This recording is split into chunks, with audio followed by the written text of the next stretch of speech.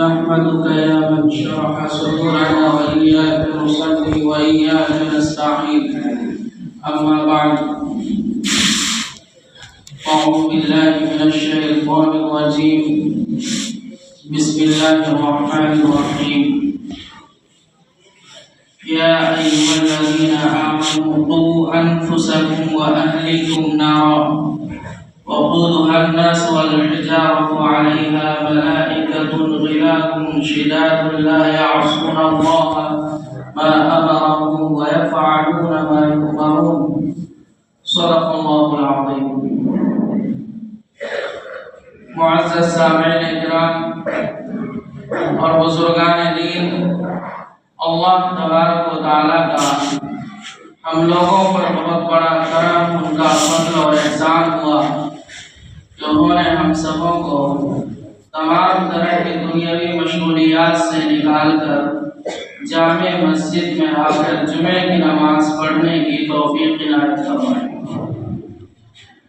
دعا کیجیے اللہ تبارک و تعالی اسی طرح مرتے دم تک مسجدوں میں آ کر جماعت کے ساتھ نماز پڑھنے کی توفیق عنایت فرماتا ہے۔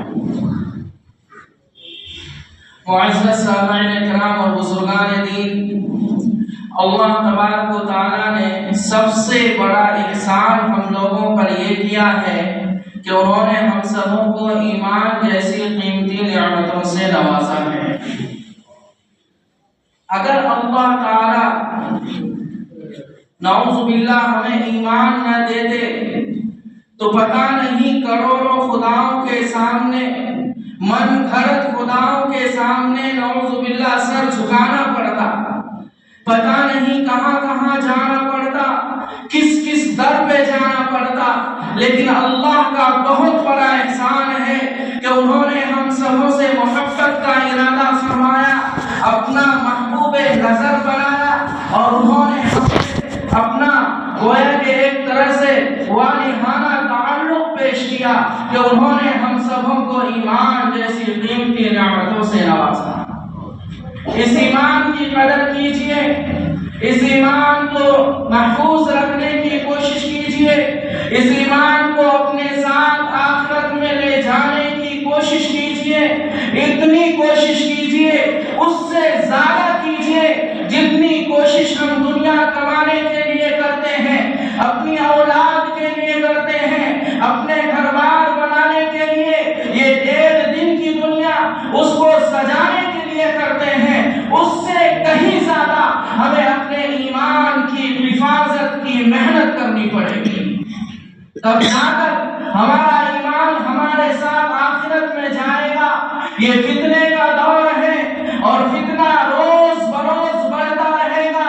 آپ صلی اللہ علیہ وسلم نے ارشاد فرمایا ہے کہ ایسا فتنہ آئے گا، فتنہ کا اتنا بڑا انبار ہوگا کہ رات میں لوگ مسلمان سوئیں گے، ایمان والے سوئیں گے، لیکن جب دن میں اٹھیں گے تو نعوذ باللہ کافر ہو چکے ہوں گے۔ اور ایسا فتنہ آئے گا کہ لوگ اگر دن میں کافر ہوں گے تو رات میں مسلمان ہوں گے، یعنی فتنوں کا ایک بہت بڑا انبار ہوگا۔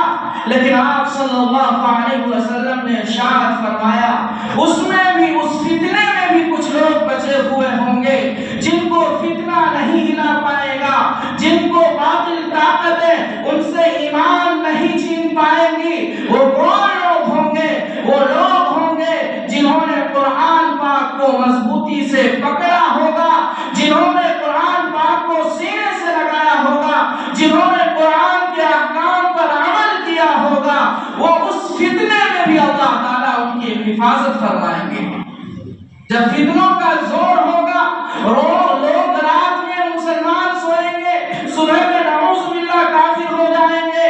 لیکن ایسے فتنے کے دور میں آپ صلی اللہ علیہ وسلم نے فرمایا جنہوں نے قرآن پاک کو مضبوطی سے تھام رکھا ہوگا، جنہوں نے ان کے احکام پر عمل کیا ہوگا، اللہ تعالیٰ ان کی حفاظت فرمائیں گے۔ اس لیے ہم لوگوں کو چاہیے کہ قرآن پاک کو پڑھیں بھی اور ان کے جو احکامات ہیں